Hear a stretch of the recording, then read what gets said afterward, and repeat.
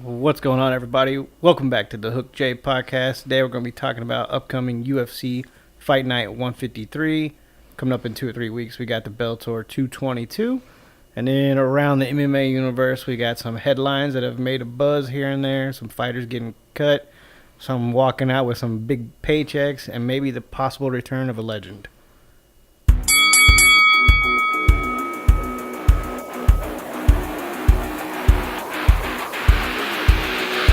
They're here. Welcome to the Hook J Podcast. Who the fuck is that guy? Who the fuck is that? When it's all said and done, I know one thing that I can do. I can fight. I can give it, and I can take it. You should have left me over on that other game that I'm from, that more ruthless game where we bounce heads off the canvas and drill them into the floor. You should have left me where I was. The show starts now.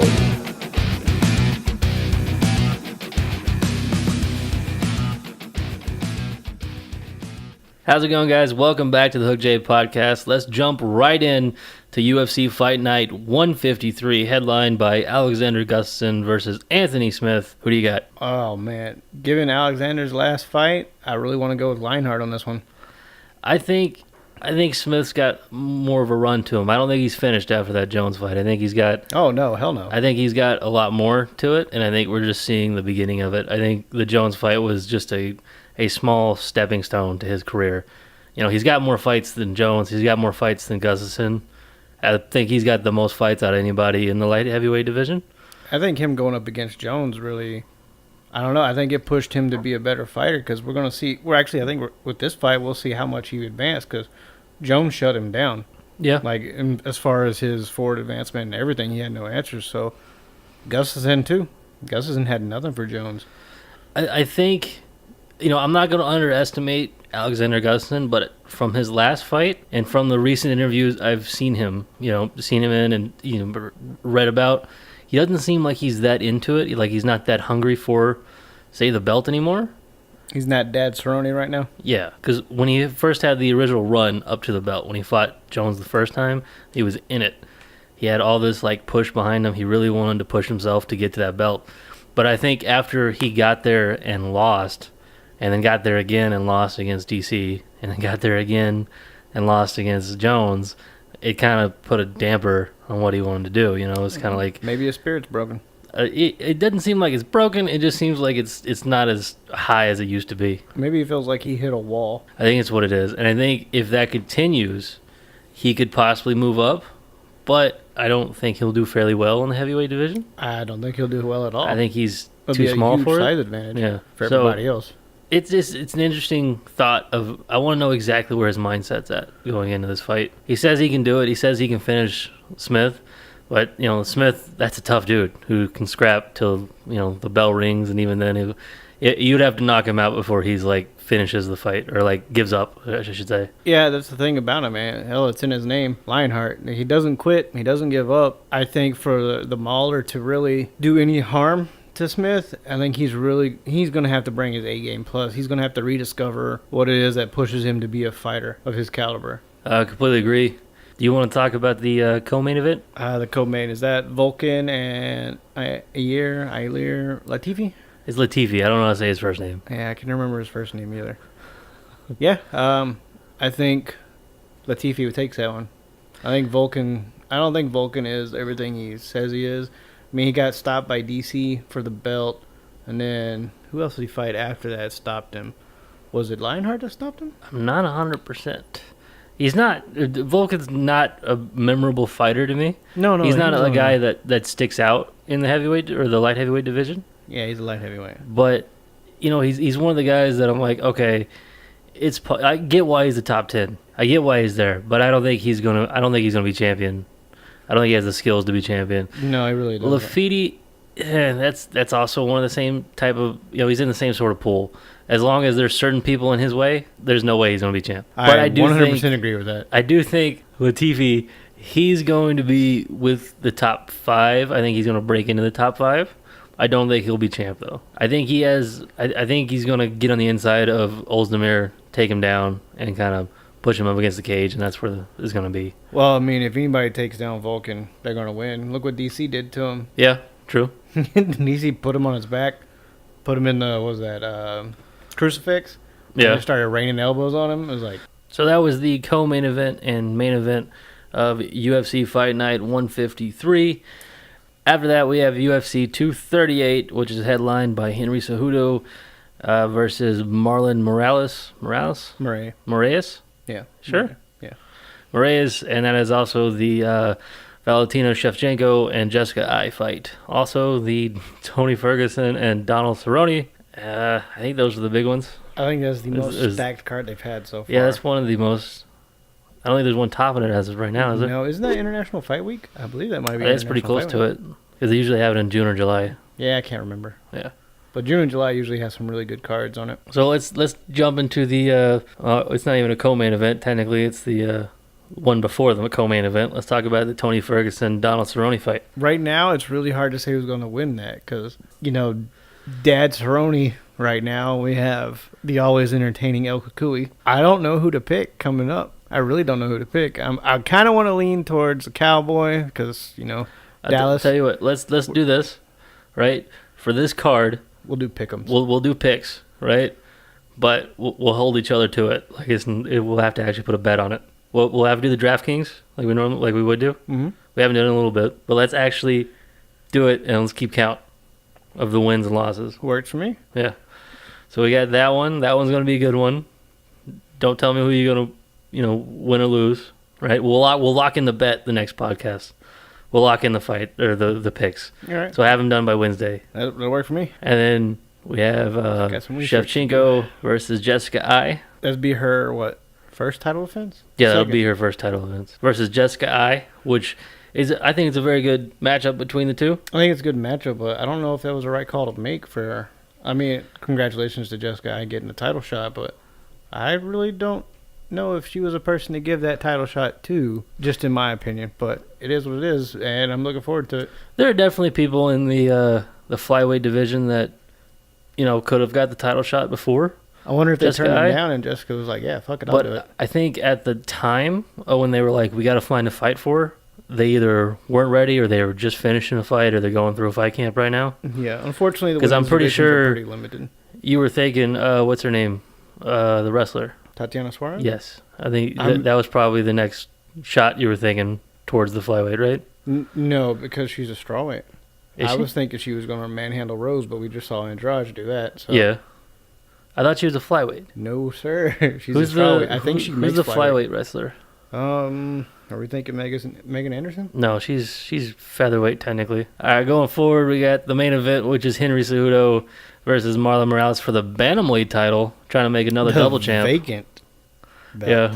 Yeah, the vacant one for certain reasons Like that we're we're not getting mention paid it. not to talk about. Are we getting paid not to talk about it? Nope. Yeah, But it exactly. sounds better. Yeah, I wish. I'm looking forward to this one because, one, I can't wait to see Henry Cejudo lose. Yeah. And I really do think Marlon Moraes is completely capable of doing that striking-wise because I would have loved to have seen Demetrius Johnson fight Marlon Moraes Yeah. because I I thought agree. that would be That'd one been- one hell of a striking show. Yeah, that would have been interesting. Unfortunately, he is in one championship now. Is it still one FC? One fighting championship? Yeah. Yeah. Same thing. But he's over there now, so we can't really see that. Honestly, I've come around on Henry Cejudo as of recently. Look, I've never really doubted the guy's talent. I The still guy think- is so talented. I still think with the interviews and everything, he is super awkward, which is never going to change. He's the cringe king, man. Yeah, but And at least he I do embraced like it. I do like his fight style. I do like the way he is. I do like that he has something to prove, and he's trying to prove it to himself constantly. Right.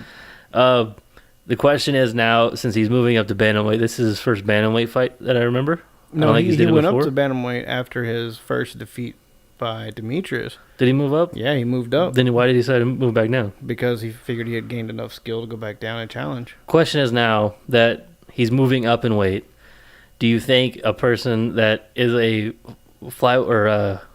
flyweight championship moving up to a bantamweight, right? Do you think the person that he's fighting, who is a natural bantamweight, who I don't know what Marlon walks around at, would like the size advantage? Would that take effect Well, here's where it's going to get tricky because Henry Cejudo walked into that ring at 145 when he fought TJ. Yeah. That's 20 pounds heavier than the flyweight limit of 125. So he's a natural 138, 145er easily. Yeah, but so that makes gotta you remember, wonder if, it makes you wonder if when he's fighting at that weight, at the 135 weight, how heavy is he going to be when he actually steps into the ring, and if he's going to be limited. If he's walking around at 145 when he fought TJ, right? He's cut down to 125 to get to flyweight. Yeah, That's a 20-pound difference. right. So I'm not saying I don't know what Marlon's walking around at, but say he cuts down 20 pounds to get there, that means Cejudo's still going to be underweight, Potentially. supposedly, or potentially. potentially, I should say. There's the potential for you.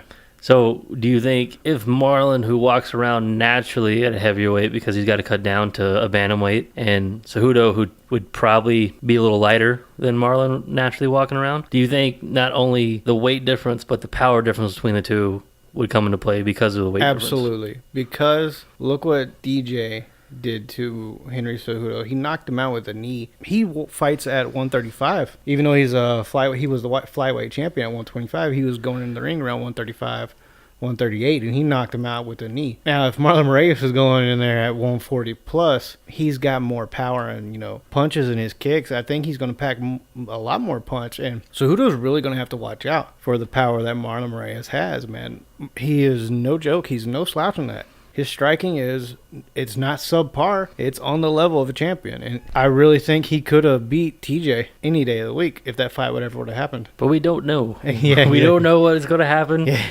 Dude, how good is ONE FC right now? Have you watched any of it? I have. And I just happen to think it's hilarious that the ONE FC guys are just running over the two UFC. out of the 3 UFC guys that went over there. Well, that and are they roided up? That's my thing. Because UFC guys are fighting people who are the interesting part more about interested. Well, hang ONE on. FC. Here, one thing. Go ahead. They're used to fighting guys who are being constantly tested for all kinds of substances. So that really limits what they're capable of sneaking through there now. Yeah, there's people who are slipping through the cracks easily, but they're fighting a different range of fighters, different pool of fighters because of that. Now, ONE FC, I don't know the complete details, but from what I've gathered is their testing isn't as strict, is nowhere near as strict as the UFC is. So that could just tell you right now when they're going over there, they're already in a limited pool because of the fighting that they're used to, if that makes sense. From what I know, ONE FC's testing isn't, you could say it isn't as strict, but really what that means is they don't do it as often as the UFC, but they do actually do it prior to the fights for everybody there. So they do test it prior to the fights. I do know they test for certain substances. I'm not sure what all the substances they test for. You can say it's slightly strict as the USADA, where they're like, you got to tell us exactly where you're at this time all the time. They're a little more like, yeah, come in on a Thursday. They're one of those type of people. I do think it might also have something to do with the weight cutting that they do, which is completely different than here, because in one championship, you have to take hydration tests. Right. So you got to move up in weight. They're not going to let you cut 30 pounds the week of the fight to get down to your weight class. Well, I think it's because they want you to be able to walk into the fight without, he couldn't make, the doctors had to cut him type Here's thing. the thing. If you're used to cutting 30, 40 pounds before the fight to make it to your weight class, they don't allow you to do that anymore. And they're like, hey, you got to go up a weight class. So you're fighting people that are naturally that weight, that are naturally healthy, that are not cutting that much weight to get down there, and you're trying to struggle to get down there to that point. If that is the case, then you're not going to be as good as you were prior to going over there. I think that might be a factor. And on top of that, you got to travel over there and do all that. So I think the travel and the weight cut is probably playing into a factor. I'm not sure about the substances being used, but I'm pretty sure out of all the foreign MMA MMA organizations, that's probably the best one, right? It's not like a Ryzen. I want to play devil's advocate for a go second. ahead. There's one good thing about weight cutting and getting down to a very, very low body mass and body fat thing is you've depleted your body so far that it's a lot harder to hide substances in your body because it's not hidden in your fats anymore that may or may not being burnt up, such as John Jones' picogram thing. Now, we don't know the specifics on everything with that, but if it truly is this pulsing effect that he had because something he did in his past, and he really isn't taking it, and it's showing up now because it's hidden in his deep fats that are stored in his body. We wouldn't know that if he was at a higher weight class. Just whenever it popped up, just because he dropped weight a little bit, we wouldn't. Oh, hey, you're pulsing right now. Well, that wouldn't be the answer. Be, hey, he's popped for this, and So he could legitimately not have taken anything. You get what I'm saying? So what you're saying is, like, with one championship, we might be seeing, because their hydration tests and everything they do, since they don't go down as much, Right. we're not seeing the substances come up in the test. It could very easily be a possibility because It's the body possible. has stored it in a different But manner. I think they've cleaned up their organization in the last, like, 10 years or so, because they're working with I can't remember the name of it. It's the MMA group. They're trying to get it into the Olympics. So I'm pretty sure they're like, we have to go completely clean for it to happen. Pretty sure that if that is the case and they're trying to get it into the Olympics, then they probably want to be as clean as possible. Maybe they start working with WADA. That would probably help. I really have to check more on the 1FC drug testing. I'm still fairly new to that organization. I think it's a great organization so far. It put on some exciting fights. Yeah, I mean, I like the ropes instead of a cage thing, but I prefer the cage just because it's a hard barrier instead of a soft barrier. But I don't know, man. I like it. I prefer the ropes between the two. it reminds me too much of boxing, and I don't like boxing. So I prefer the ropes because it gives you something to lean on it if, like, they put you in the corner. So, like, if like a rope-a-dope type situation, it gives you more to lean against. And also, if, like, say you get taken down and your head is against the cage, there's not much there that's going to happen when if you get smashed in the head or whatever. So it gives you a little bit more leeway going back and forth. It's a little safer, but you do get the whole, like, you might fall out of the ring type situation. yeah, I would rather it be a hard barrier to stop somebody from running. It's one of those, like, damned if you don't situations. Yeah, UFC 238 is going to be a great card. It will be. I think was that was on the 8th, right? Yeah. And then after that, we should have, if not a fight night, we do have Bellator 222 on the 14th or 13th. 14th, I believe. Yeah, that'll be a week later.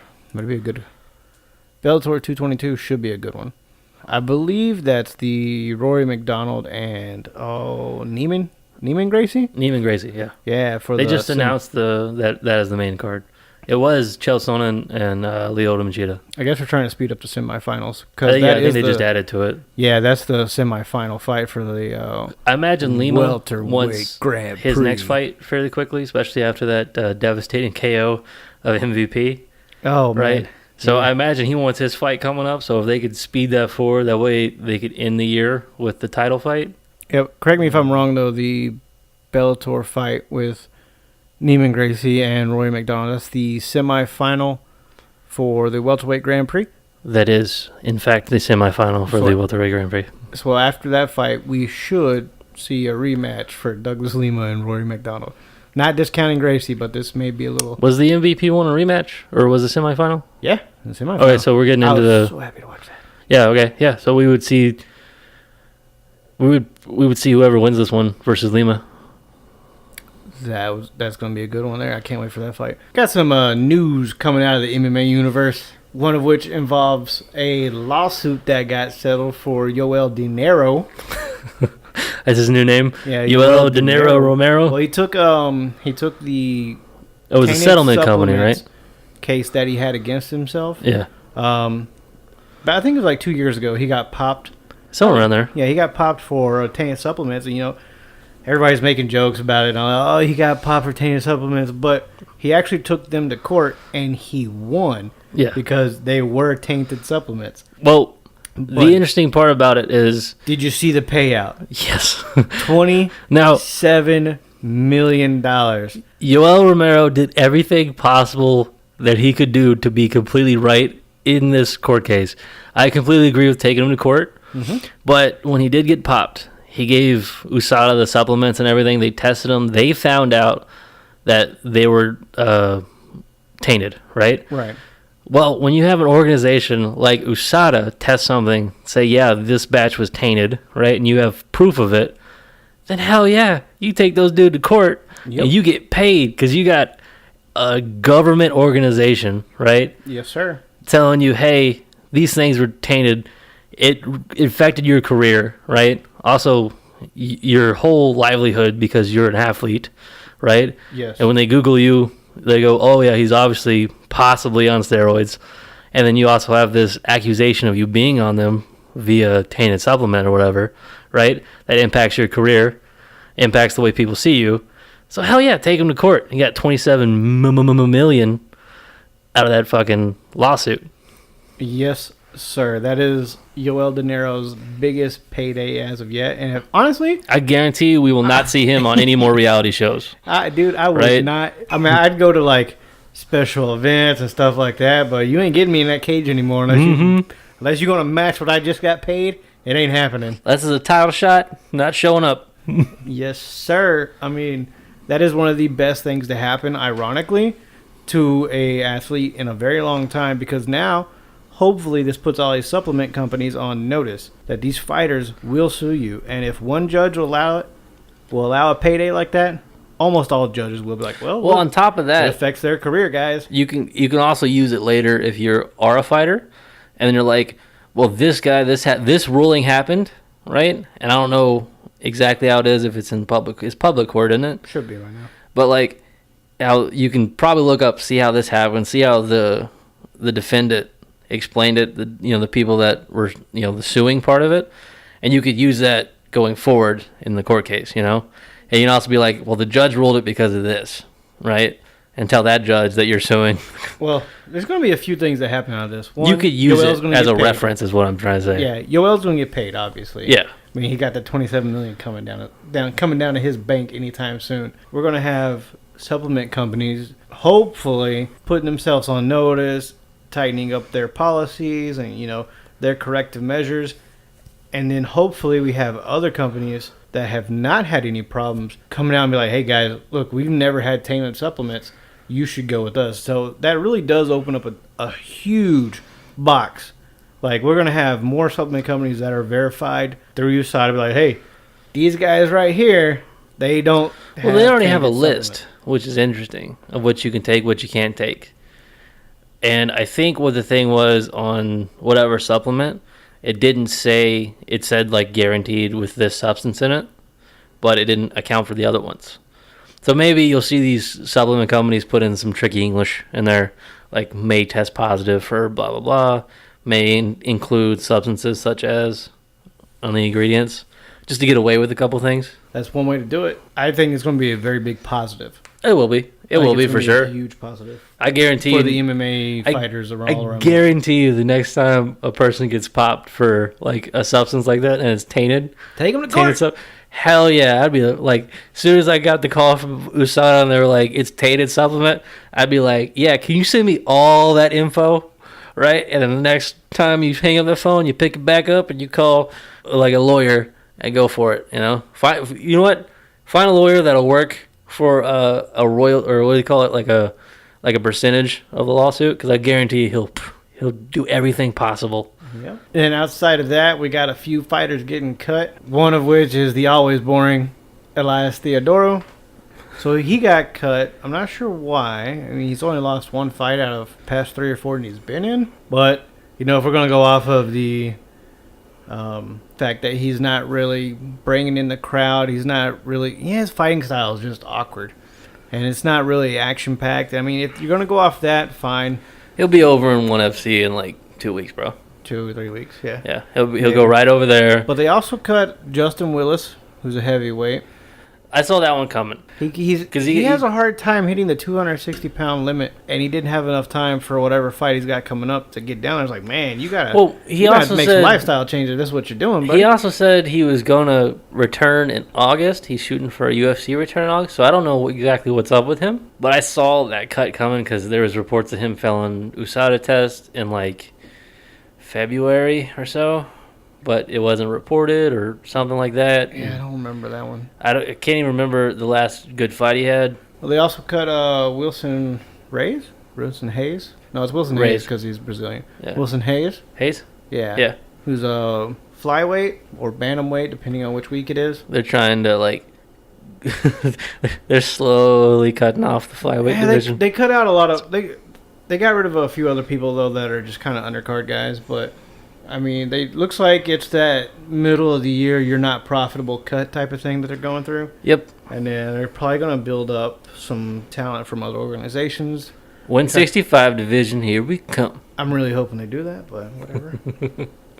I'm not really upset by any of the cuts they made. Wilson Hayes has been a veteran for a while, and he's kind of made his run and made his statement, but he's never really went anywhere.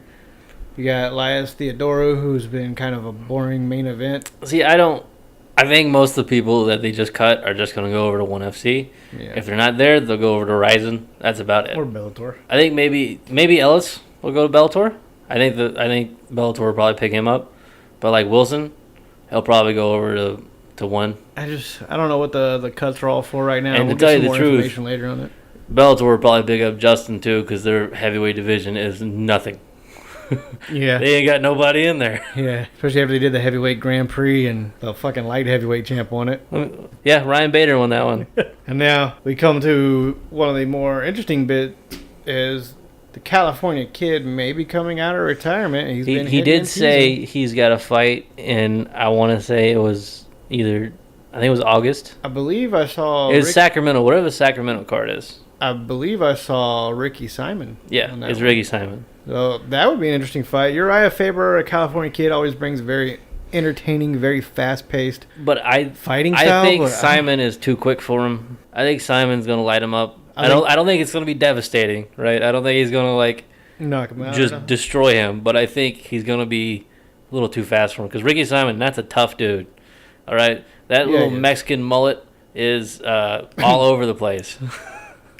Yeah, I think I'm not a big fan of Ricky Simon, but his power and speed there's no question, man, is levels above a lot of people. There's very few people who are going to be able to top him. He had a very exciting fight, his last one. Yeah I thought that was pretty good. But I'm always excited to watch California Kid make his California Dream and strut all the way down to the ring again. And with all those bases covered, we're going to get out of here. Jacob, you got anything else? Nope. I got nothing else. You can follow us on Twitter at HookedJP or at HookedJustin. Thanks for listening. Thank you. Not you. No, not me? No, not you. Well, I am listening, technically. You're not listening. You're talking. You're broadcasting. Well, you were talking, I was listening. Thanks for listening, guys. Have a good one. Whatever. Thank you for listening to the Hook J Podcast. Hope you enjoyed today's show. See you next episode. Sometimes you've got to do what's right for you and not do what's right for everybody else.